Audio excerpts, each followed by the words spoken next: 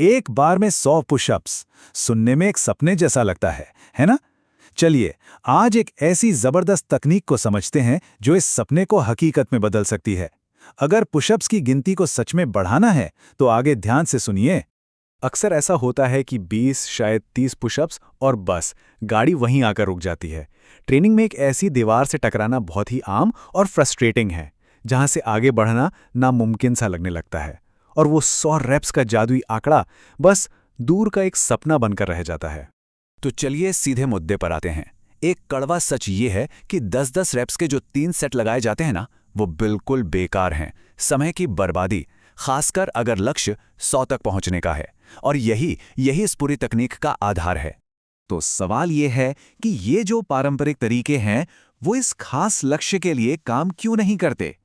असल में गलती पूरी की पूरी ट्रेनिंग के तरीके में ही है।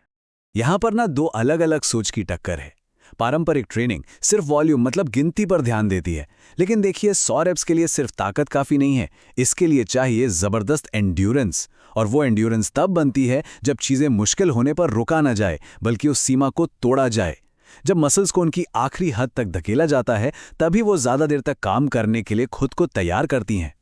और यहीं से इस पूरे तरीके का सबसे जरूरी सिद्धांत सामने आता है। अगर 100 रेप्स चाहिए तो सेट गिनना बंद करना होगा और फेलियर को अपनाना होगा, मतलब मसल्स की पूरी थकावट को। इस तकनीक का नाम है प्रोग्रेसिव फेलियर लैडर। सीधे शब्दों में कहें तो इसका मतलब है एक ही लंबा नॉन स्टॉप सेट।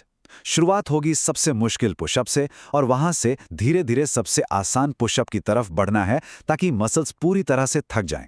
तो ये लैडर आखिर काम कैसे करता है? इसमें कुल 4 स्टेप्स हैं और सबसे जरूरी बात यह है कि इन्हें एक के बाद एक बिना आराम किए करना होता है। ये हैं वो 4 स्टेप्स। पहला, डिक्लाइन बॉम्ब, फिर फुल रेप ग्राइंड, उसके बाद इंक्लाइन रिलीफ और आखिर में नी फिनिशर। चलिए अब एक एक करके इन सबको डिटेल में समझते हैं। शुरुआत होगी सबसे मुश्किल वेरिएशन से, डिक्लाइन पुशअप। पैरों को किसी बेंच या कुर्सी पर रखना है और तब तक रेप्स लगाने हैं जब तक एक और रैप लगाना नामुमकिन ना हो जाए। और हाँ, सबसे जरूरी बात, अगला स्टेप तभी शुरू होगा जब फॉर्म बिगड़ने लगे।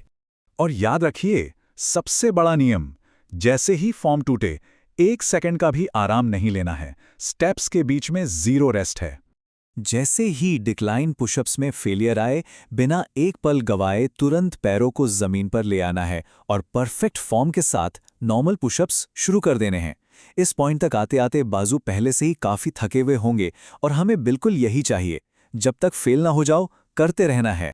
और फिर जैसे ही नॉर्मल पुशअप में भी फेलियर महसूस हो, याद है ना, ग्राइंड रुकेगा नहीं, बस तरीका बदलेगा। कोई आराम नहीं, तुरंत अगले स्टेप पर जाना है।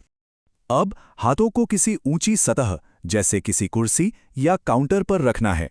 इससे पुशअप थोड़ा आसान हो जाता है, जिससे थकी हुई हालत में भी कुछ और रेप्स निकाले जा सकते हैं। याद रखिए, यहां भी लक्ष्य पूरी तरह से फेल होना ही है। ओके, अब हम आखिरी स्टेप पर हैं और नियम तो अब तक याद हो ही गया होगा। रुकना बिल्कुल मना है।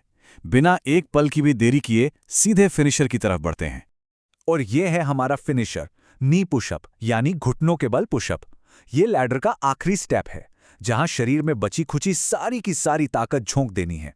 सच पूछिए तो यही वो पल है जहां असली एंड्योरेंस बनती है। तब तक नहीं रुकना है जब तक सचमुच गिरा ना जाए। तो अब जब हम तरीका जान गए हैं, तो सवाल उठता है कि इसे करना कितनी बार है।